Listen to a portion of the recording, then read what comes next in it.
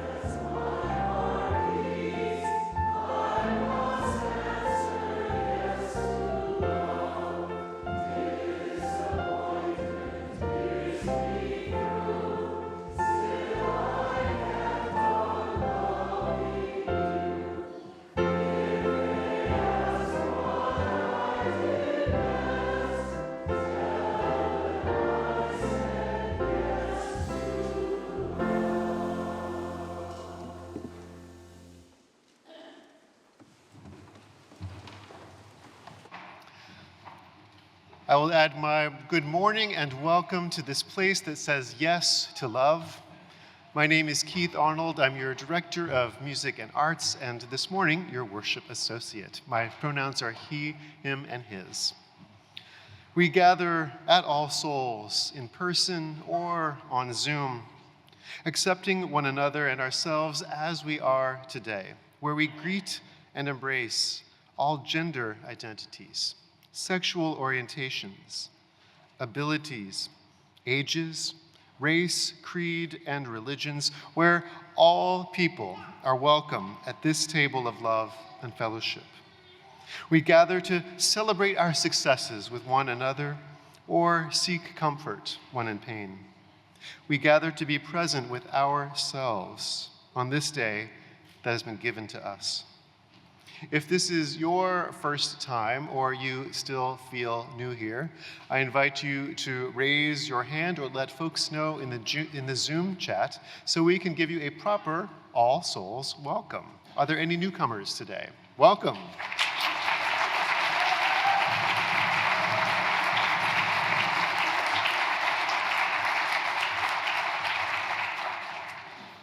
I invite you to pay attention just for a moment to the green connection cards in your order of service or posted in the chat. The connection card is our means of staying connected with all. Each week it offers opportunities to stay connected with each other. We want to know how you're doing. We want to support your engagement with this community and make communicating easier for you. If you'd like to tap into the lifeblood of the congregation, you'll want to subscribe to our weekly newsletter. On your connection card under the email is a box for you to opt in. You can consider all of these invitations on the card during the service. They'll be collected during the offertory. We particularly appreciate visitors filling in your mailing address so that we can send you a gift. We're so happy you joined us today. We pause today, as we do each week, and recognize and honor the legacies of both indigenous and enslaved peoples here at this international crossroads, now called Washington, D.C. For generations, Piscataway tribes have been the traditional caretakers of our bioregion. These people of the waters lived along the Anacostia and Potomac rivers. Our commitments to the beloved community and to the eighth principle set an intention to educate ourselves and take action to repair harm. Though the form of this repair may change, may our commitment to it remain true. In a world that sometimes seems to be more that divides us than unites us, we intentionally take a moment to covenant together, to give voice to what draws us to one another, and to renew the values to which we pledge ourselves. You're invited to sit in reflection or to rise in body or spirit and say our covenant together. I invite you to rise if you wish. Love is the spirit of our people, and service is our call to build the beloved community, to seek fuller truths in love, to dwell together in peace, to offer aid and affirmation, and to tend to our mutual well-being. This, and while you are up, I invite you to turn to one another and welcome.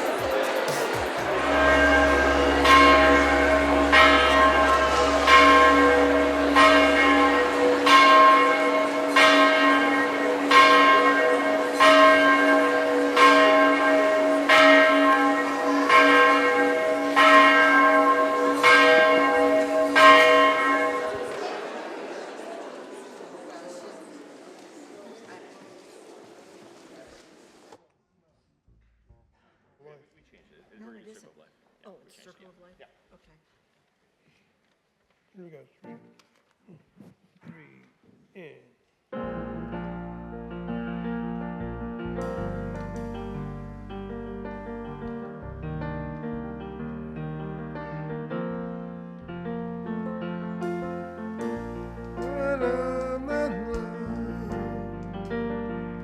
Shoots up.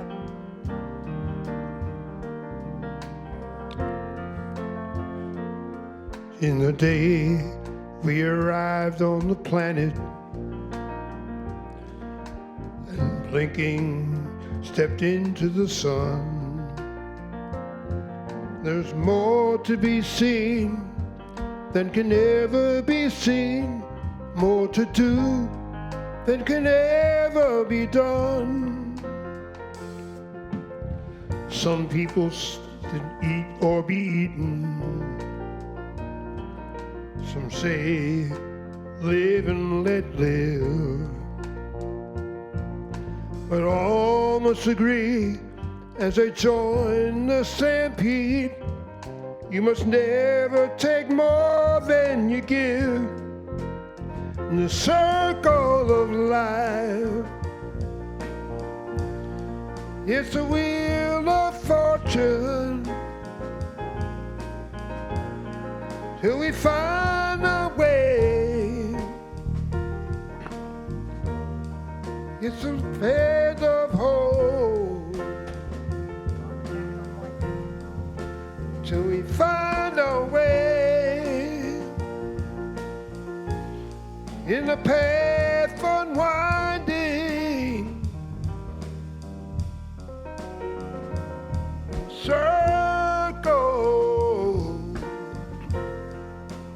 circle of life.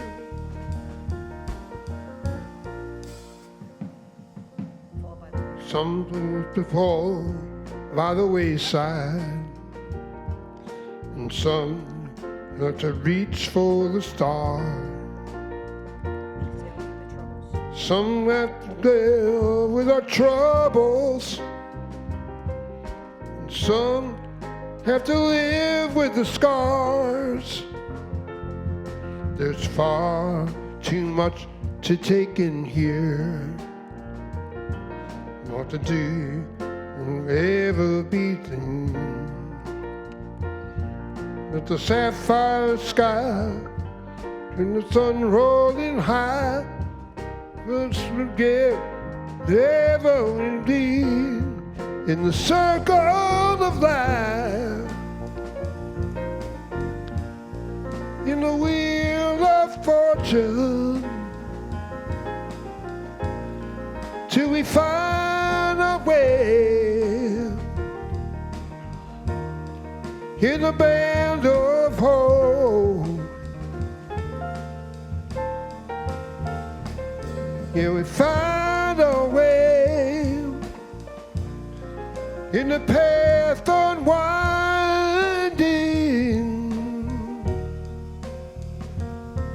in the circle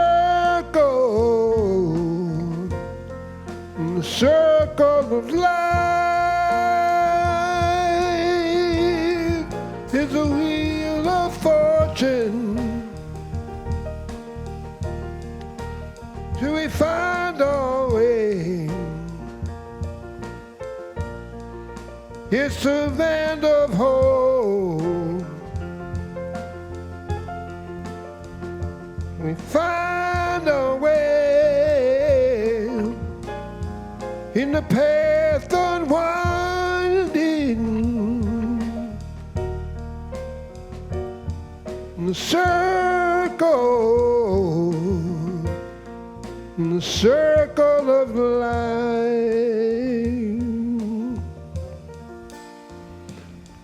And we find our way in the path unwinding, in the circle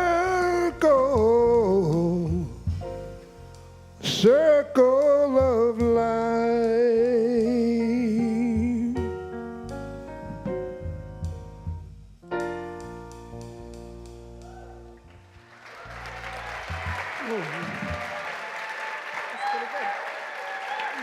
Thanks. Raise your hand. Stick your hand up. Stick your I hand know, I'm sorry, I wish I could see, I know. Yeah, thank you all.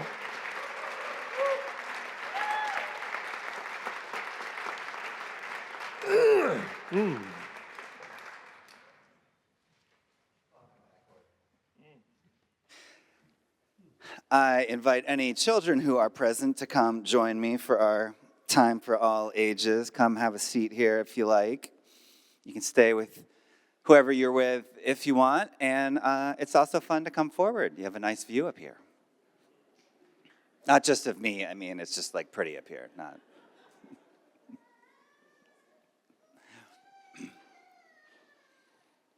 Yeah, good morning, good morning.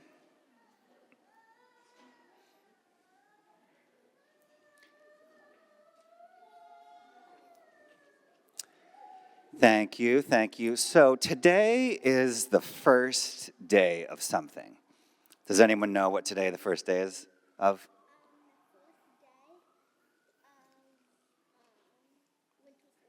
The first day of winter, solstice, yes, exactly. Today is the first day of winter, and those two things are related, but not exactly the same, because winter is a whole season, right? We have winter for the next 3 months. But the solstice is just a one-day event. And why is the solstice special? What, especially the winter solstice? Let's go with someone else. That's right. It's the longest night of the year, which means it is the night with the least amount of sunshine and the most amount of darkness. And one of the cool things is that impacts everyone everywhere on our entire globe and always has. That every person has been through cycles and cycles of this shortest day of the year. And people have been celebrating the winter solstice for thousands and thousands of years. And one of the places that it started the most was in ancient Persia, which is today the country of Iran. And they held a festival called Shab Yalda. Shab means night, and Yalda means birth or light. So they're combining things that aren't often combined together, this idea of night and light and birth. And it was a festival where they stayed up all night and tried to make as much joy as possible to greet the sun. How does that sound? Now, when you think of winter, what kind of foods do you think of that you would use to celebrate in winter? Back here. Pasta? Never, you can never go wrong with pasta. Back here. Hot chocolate, yep. So much hot chocolate. Soup, yep, exactly. Candy canes. Yeah, so most of the time with winter, we associate things like that. Hot chocolate, soup, candy canes, cookies. Well, it's very different in Iran, in ancient Persia. When they stayed up all night partying, they like to eat watermelon and pomegranate, among other things. Because you know what? Our Earth, this planet we live on, is really big. And it's really different. And so the things that are common and normal for us might be very different for other people. And yet still, all of us, no matter where we live, we experience one day a year where there's not very much daylight and the night is long. And that's just the reality, is that to have light and dark, they must exist together. And that if we didn't have darkness, we couldn't see the lights as well.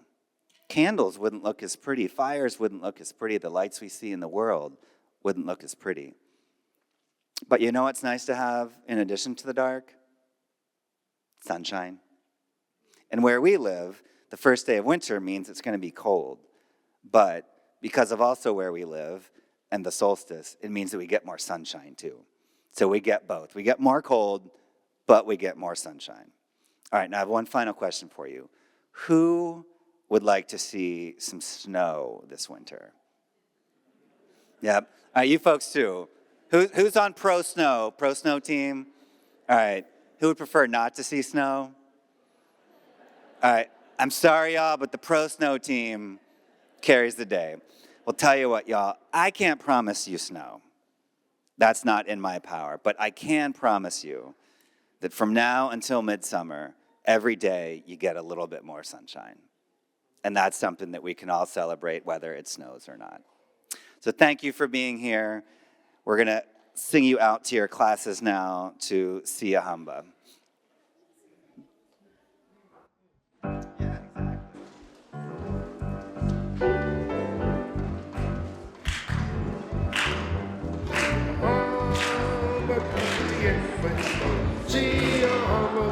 encuentro. See a harbor me encuentro. See a harbor me encuentro. See a harbor.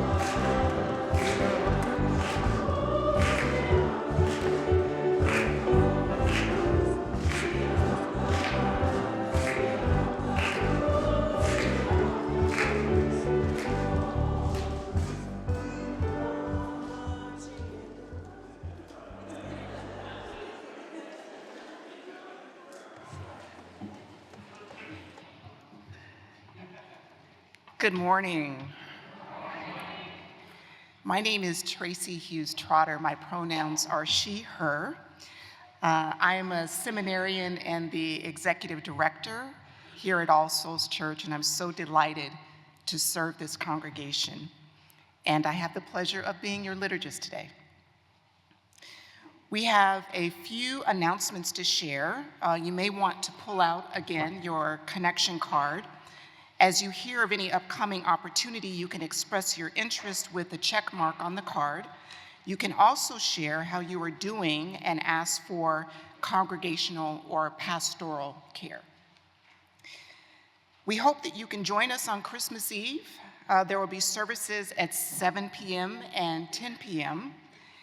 And on December 29th, All Souls will welcome Ebony Peace's return to our pulpit. Ebony used to be an intern here at All Souls. If you'd like to learn more about Unitarian Universalism or are considering membership, mark your calendars for July 4th. All Souls will hold its, January. See, I'm anxious to get through winter already because it's cold. Let me start again. If you would like to learn more about Unitarian Universalism or are considering membership, mark your calendars for January 4th. All Souls will hold its Exploring UU and Path to Membership class.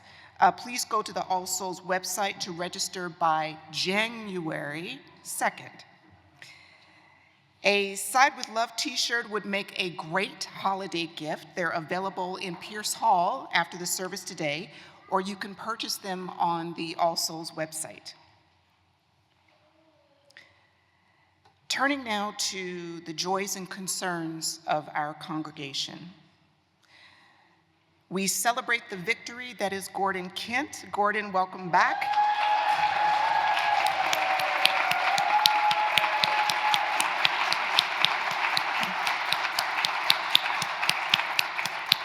It is serendipitous that the last time Gordon was here, I promised to roll out the red carpet for him, and hence we have red carpet. Our love and prayers go out to Eliza Carney, whose father, Bill Newland, died earlier this month. Bill and his wife of 69 years, Louisa, were fans of the Jubilee Singers, and Eliza is grateful for all the kindness and support her fellow singers have offered, both when her father came to All Souls and now since his passing. Our hearts go out to Eliza, her husband Dan, daughter Elizabeth, and their extended family. Our community can help hold us and steady us as we face life's uncertainties. Let us hold Fred Katz in connection and love as he processes this latest diagnosis of non-Hodgkin lymphoma. Let us pray that this disease is slow in developing and that it helps focus us on all the preciousness of all we love.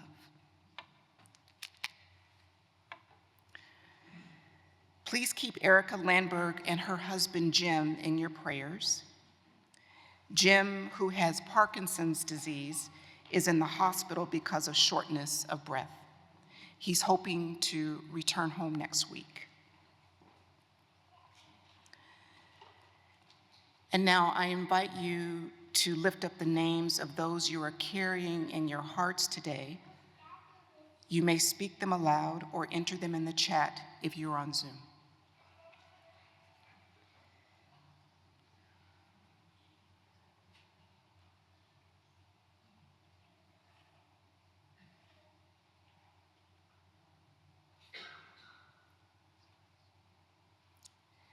I offer you this morning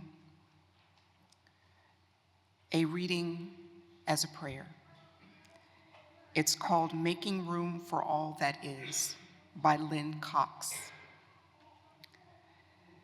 Spirit of life, ancestor of the stars and the sun, you who embrace the vastness of space and us along with it, be with us today. Hold us in our worry, our exhaustion, our grief. Keep us close as we sit with our truth, whatever that may be.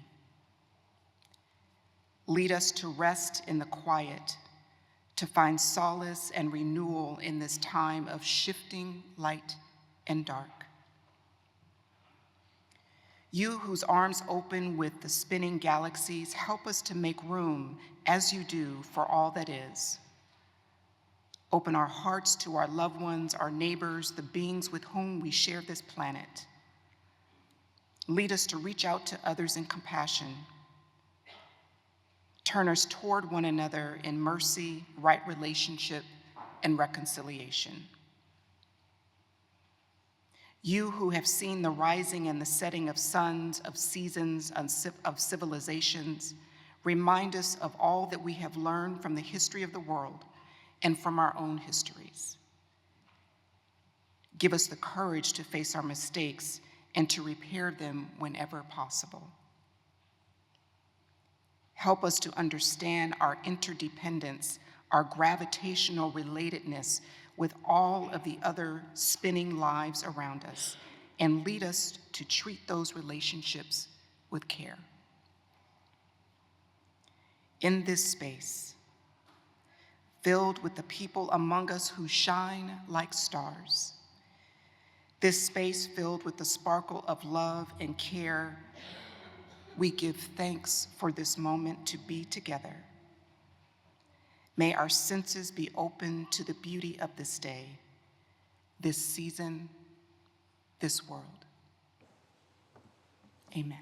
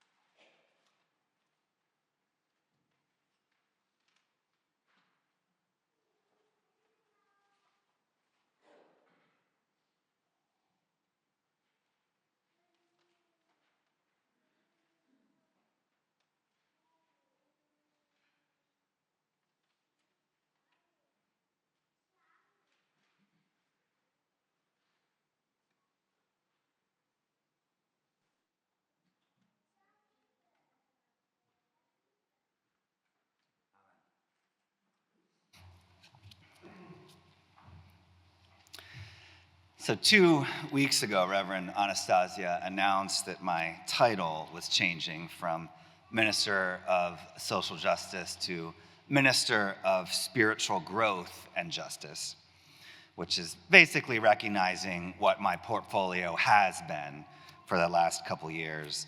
But I have to say, I was surprised, but I also somewhat enjoyed the moment where I realized so many people thought I was leaving. Because I could tell the energy and the sort of wild look in people's eyes, and I was like, oh, the way she's introducing this, it makes it seem like I'm leaving. So I apologize for that, and the truth is that it's a deepening, if anything. Now that we have 2 ministers instead of 2.5, my role is a little bit different as second minister of 2. But I'm so grateful for the opportunity to continue serving this community. And as I said then, spiritual growth and justice have always been inseparable for me. And so I like that they are now connected in my title as well.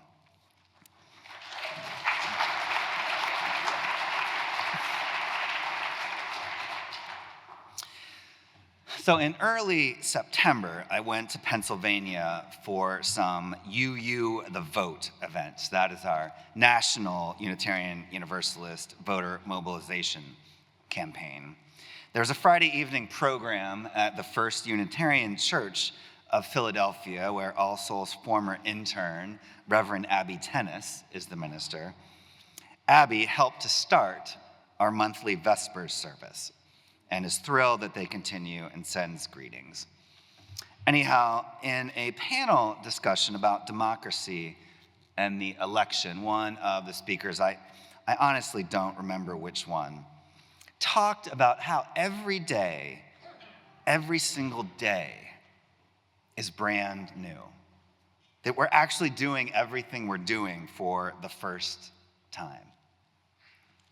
Now, in some ways, that's obviously true, but it struck me then and has stayed with me as a realization that can have broad significance spiritually, but also practically. It's pretty common, I think, for us to approach it fairly casually, like, tomorrow's a new day. But in worship now and beyond, I invite you to join me in a deeper consideration of this truth, that today truly is a brand new day. A day, at least in our dominant culture's understanding of time, a day that has never existed before. So everything we do from this moment right now is actually happening for the first time ever. Yes, we have done similar things before, but it is simply not possible to have done this exact same thing previously. Now, the reality of this newness creates an interesting dynamic tension with our tendency towards tradition. Our brains like patterns. We like to know what to expect, and even among people on the liberal end of the spectrum who may be more open to change in some ways, are still both consciously and unconsciously wed to tradition. Part of this, I think, is related to being able to or wanting to predict the future. We like to try and tame uncertainty. And that's understandable, and it can serve us well to a point.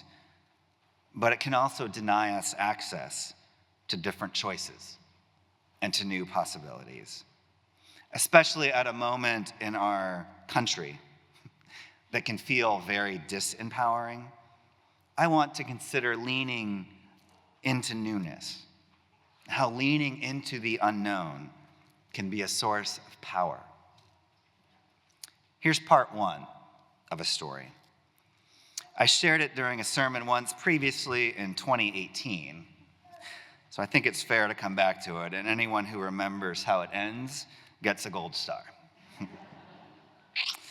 Anyway, many years ago now, my wife and I were helping our dear friends get ready for their wedding. They're both artists and had done a huge amount of work to help with our own wedding, and so we certainly owed them. And one of the main things they asked us to do was to help make lanterns for a walkway. They were relatively easy to make, cutting kind of a four-leaf clover shape out of large squares of construction paper and hot gluing them to glass votive candle holders. And we had a number of people helping. But for the love of God, they wanted us to make an enormous number, like literally several hundred. And I'll admit that my inner response was along the lines of, artists are so frickin' impractical. Which, looking back now, I realize is essentially to miss the point of art. But we'll talk more about that later. They had explained the reason that they needed so many, but it just didn't add up for me. I just couldn't picture a scenario where having that many of these things would be necessary. But I also knew that it was my job to keep making them and not complain, so I did that when my brain was full of doubts and judgments. I'll return for part 2 of that story later. Now I want to bring us to the present moment.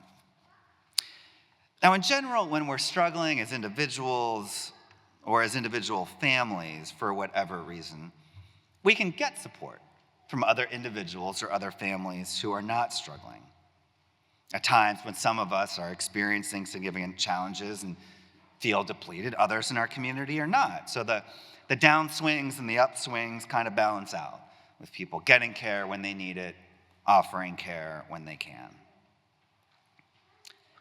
But it's a different scenario when many, many people are struggling at once, because the challenge is so broad. Now, not everyone in our congregation has the same political ideology, for sure. But it's also true that many of us were deeply disappointed with the election results and now have significant and justified fear about what's to come. Now, when many, many people in our networks are struggling at once, how we care for ourselves needs to look a little different. We can and should continue to care for each other, of course.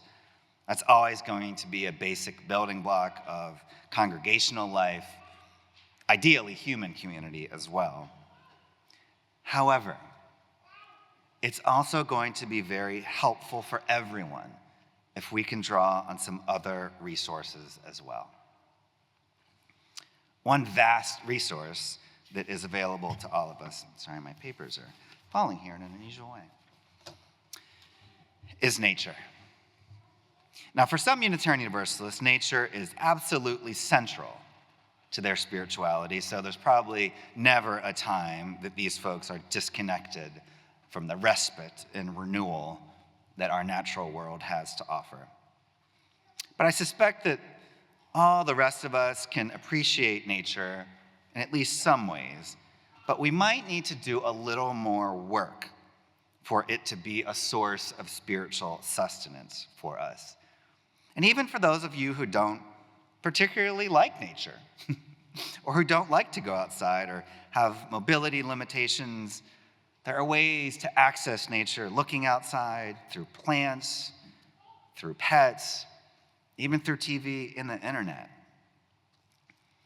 And so around January 6th and Inauguration Day, and to some extent for the next 4 years in general, I invite you to consider how you might look at nature differently. Sure, you've probably done a lot of this before. You've seen these flowers and birds and trees before. You've taken a particular walk before. But this is a new time. Every day is a new day. Can you bring a new kind of appreciation? I shared this once before as well, but it's worth sharing again. A friend of mine's childhood art teacher was, like many good art teachers, someone who generally did not critique her students' artwork, but rather nurtured their ability to express themselves however they liked. But one of the things that she was insistent upon is that students could not use the same exact color of green for different plants and trees. There are so many different colors of green that she required, or at least encouraged, her students to use different colors. I actually took a break while writing this sermon to look out my dining room window. Not only are different plants different colors of green, but many plants have countless shades of green on them, within them. My neighbor's grass, which is not kept in any sort of nice way, which is no shade, mine's not either really, but even this sort of neglected grass in mid-December is countless different shades of green. All the bushes that still have leaves now are many different colors of green. Even the annoying invasive English ivy has different colors of green. And so just standing still, I was looking in one single area. The diversity and beauty of nature was vast. It's a simple and powerful reminder that the earth is big. It's bigger than me. It's bigger than us. It's bigger than this particular moment. That doesn't change the political reality, but it can help us put things in perspective. It allows us, it invites us to unclench a bit and feel held in something larger. Besides nature, another key resource available to us is deepening our own individual spiritual practices like meditation and prayer, yoga, exercise, journaling, and so on. Maybe these things already work for you on a regular basis, which is great. And maybe if you're like me, you've tried some before. Some things worked, some things didn't. Consider how you might bring a spirit of newness and try them again. Think about something you can change with your approach to make it work better for you. You don't have to do it in the same way you did it before. Indeed, that's the point overall. Nothing we do has to be done in the same exact way it was done before. If there's a pattern that's really working for you, great. There's plenty about our lives that we don't need to change at all. And one of the ways that I personally define fundamentalism is that it's refusing to change despite the presence of new information. Now, in Unitarian Universalism and liberal religion generally, it's understood that change and adaptation are important. So anytime there is new data in a situation, it is at least acceptable and sometimes absolutely critical that we consider doing things differently. The central ritual practice in most winter solstice services is letting go of something that you'd like to leave behind. We did that here last night around a fire outside. Everyone was invited to write down something that they wished to let go of, and then we went outside and we watched those scraps of paper burn away. For anyone who missed that opportunity, you can still do that on your own at home. Just write something on a scrap of paper and burn it up, or just tear it up and throw it away. This morning, though, with the actual winter solstice behind us, I'm more interested in looking forward, the things we are going to do, especially the things we are going to do differently, the things that are possible when we're open to change. And so I'll close with a second part of the wedding lantern story. My friends got married in a state park in Ohio. The site of the ceremony itself was a clearing in the woods, a walk of a few hundred yards through a grove of tall pine trees. Before the ceremony, we lined the asphalt path with lanterns, and I started to understand their vision and how terribly wrong I was to have doubted it. The ceremony would conclude after sunset. The path had no artificial light, and it was a new moon. And as I said, a grove of tall pine trees. And so when all of us walked back to the lodge, the lanterns were the only thing guiding our way. Seeing hundreds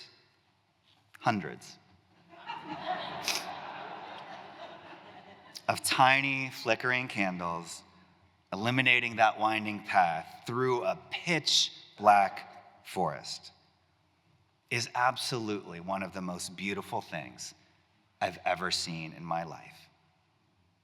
All because of the frickin' artists. But there's one final detail that really drives home how wrong I was to doubt the plan. It was a Jewish wedding. My friends followed the Jewish custom of leaving the ceremony first and spending some time alone before rejoining the wedding party. Which means that the first thing they did after their ceremony was to walk that path through the woods, lit only with the candles that their friends and family had made for them. Now, not every new thing is going to turn out well. Alongside the reality that each day is new, we must also hold the reality that we don't actually know what's going to happen. We simply cannot. But we do know this. We know that starting today, there's more sunlight in each day.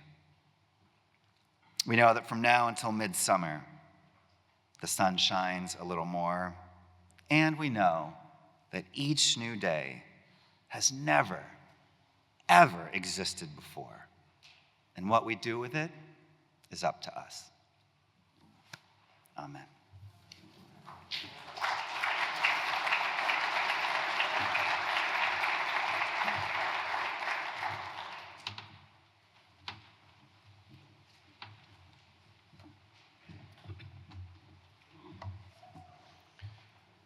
Into the space created by Reverend Rob, by the music, you're invited to reflect on the question, what's a pattern in your life that you could improve with a sense of newness? I invite you to take that reflection question on your connection card. As the music plays, you're invited to contemplate and reflect on how you'd answer this question.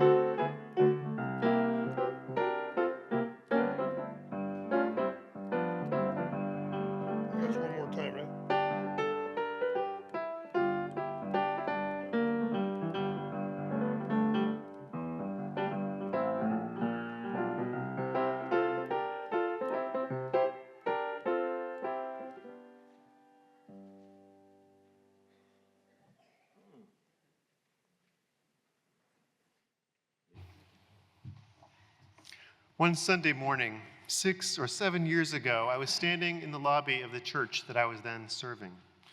It was right before the service began. The pre-service choir rehearsal was over. The doors were open, and people were coming into the church building from the parking lot outside. I paused, looking at the people coming in.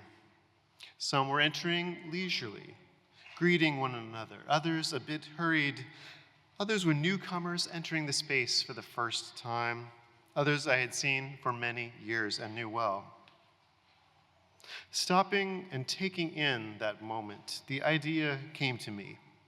You know, the fact that here on a Sunday morning that people of their own volition are willingly and intentionally choosing not to do other things this morning. They're not choosing to be at home or at brunch.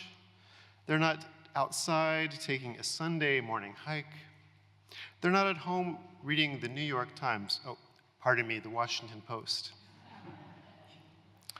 Instead, they are moving in these doors, coming here at the same time to be together. This simple reality is really anything but simple. In fact, as I stood there, it came to me that this was a miracle that people walk in these doors, move through these doors each and every Sunday.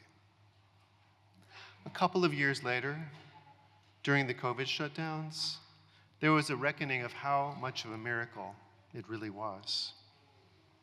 For months and years, personally, like so many, I did church musical leadership from my living room, editing videos, leading choir rehearsals on Zoom. How many of you had tried making music on Zoom during some times? I hadn't even been to the church for some months when I had occasion to stop by and pick up some equipment and books. I walked into the sanctuary, and the emptiness was overwhelming. This morning, here, I took the occasion to stand and greet some folks as they came into this place, All Souls, Washington, D.C. Most Sundays, I try to note the freshness of the morning, the uniqueness of the experience. The new beginning and resumed miracle is that we can gather together in person, online, that here there is a place for the spiritual journey, for companionship through joys and sorrows, for justice making, for inspiring word and music. The invitation is there, as Reverend Rob invited us, to see the aliveness and newness of this moment and to sense the presence all around us of those who have opted in to be here now. We share half of our offering each month to a different worthy charitable organization. Today's donations will be split with Miriam's Kitchen, which helps individuals obtain the housing, health, and critical resources needed to end chronic homelessness. If you're in the sanctuary, the ushers will be passing the plate for our offering. If you're on Zoom, click the link in the chat, which will direct you to All Souls online giving. Thank you in advance for your generosity this day and always.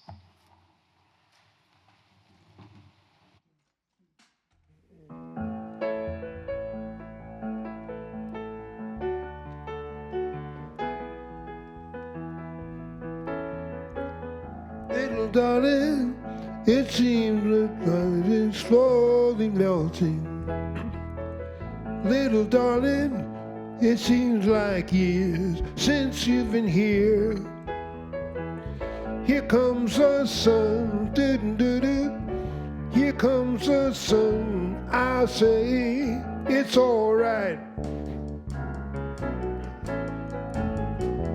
Little darling, it's been a cold and lonely winter. Little darling, it seems like years since you've been here. Here comes the sun. Here comes the sun. I say it's all right.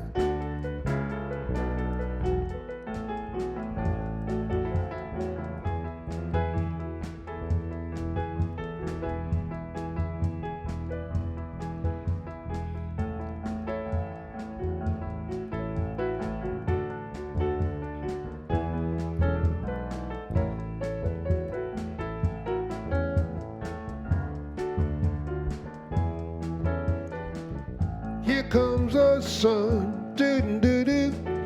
Here comes the sun, and I say it's all right.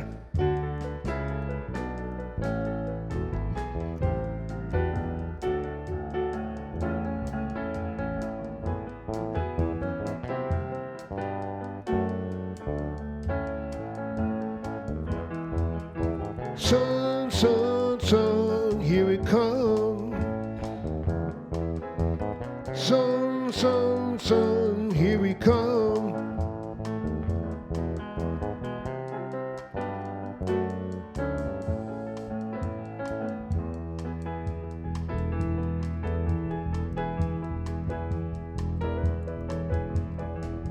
Little darling, it's all true, it's slowly melting. Little darling, it seems like years since you've been here. Here comes the sun, doo-doo-doo. Here comes the sun, and I say it's all right. It's all right. It's all right, yeah.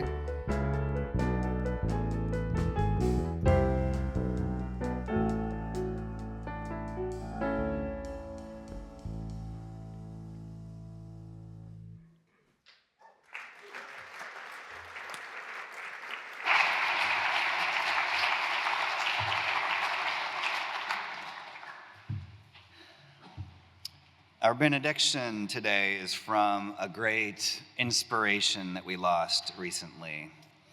The poet and activist Nikki Giovanni died on December 9th, 2024. She wrote about race, gender, and politics, yes, but also love and joy. This is called Winter Poem. Once, a snowflake fell on my brow, and I loved it so much. And I kissed it, and it was happy and called its cousins and brothers, and a web of snow engulfed me. Then I reached to love them all, and I squeezed them, and they became a spring rain. And I stood perfectly still and was a flower. Amen.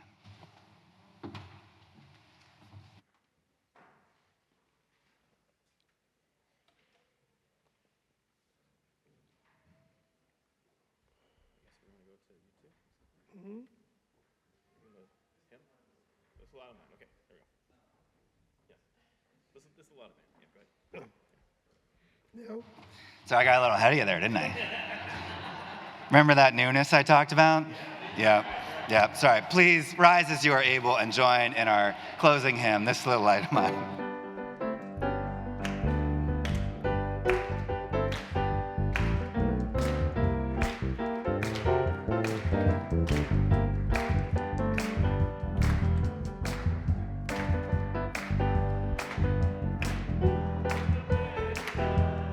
Let it shine, let it shine, let it shine. Everywhere I go.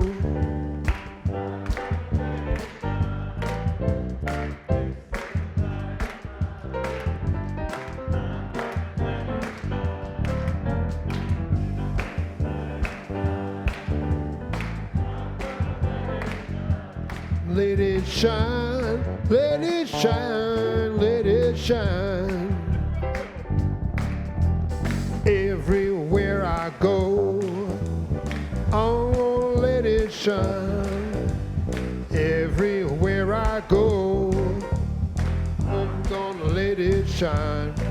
Everywhere I go, I'm gonna let it shine. Let it shine, let it shine, let it shine.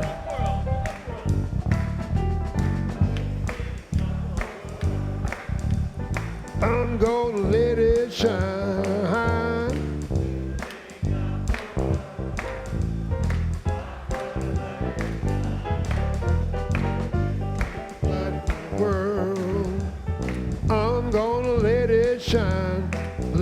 shine, let it shine, let it shine.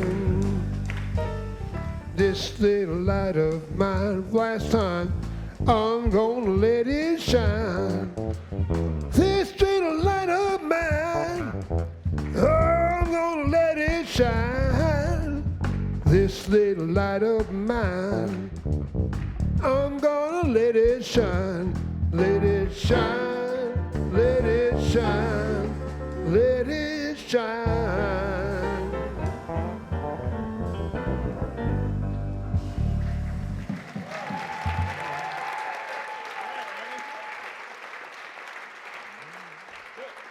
Ready? Here we go. 1, 2, 3.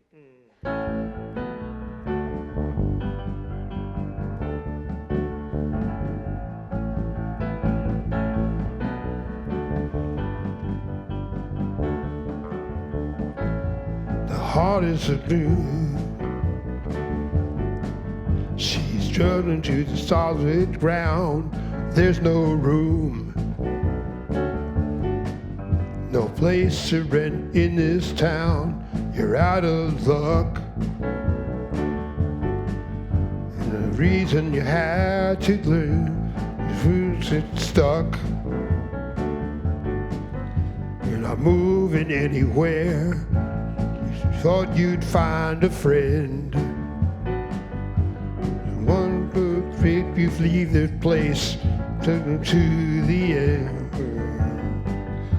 Surrounded by grace, a beautiful day.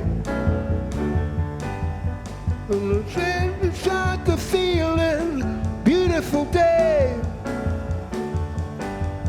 Don't let it slip away. You're on the road. You got no destination. You're on the road. In the world of your imagination, it's in this town. Even though it don't ring true, you're out of this road. And it's been all over you. It's a beautiful day. Got no anticipation, beautiful day.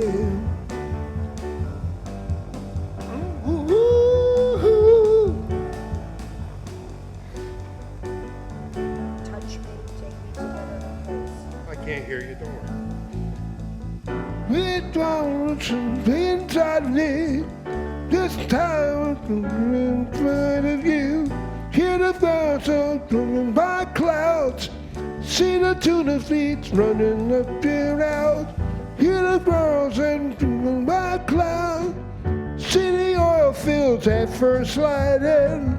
See the bird with the fruit in her mouth, and the birds after the flood ran out. Woo!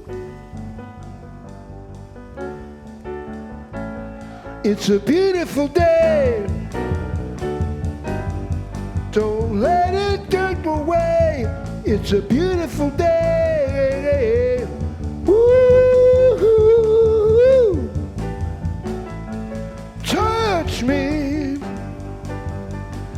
Take me to your other place. Take me, yeah. Don't wanna take no other thing. What you don't know, you don't need it now. What you don't have, you don't need it now. What you don't know, you don't need it now. Don't need it now. It's a beautiful day.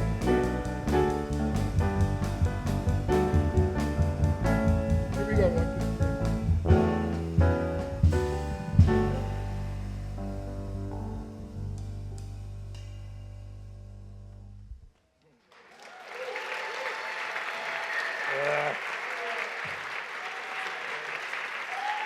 Yeah.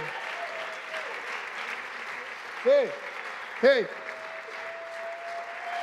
Thank you. I wish I could stand. That's all right.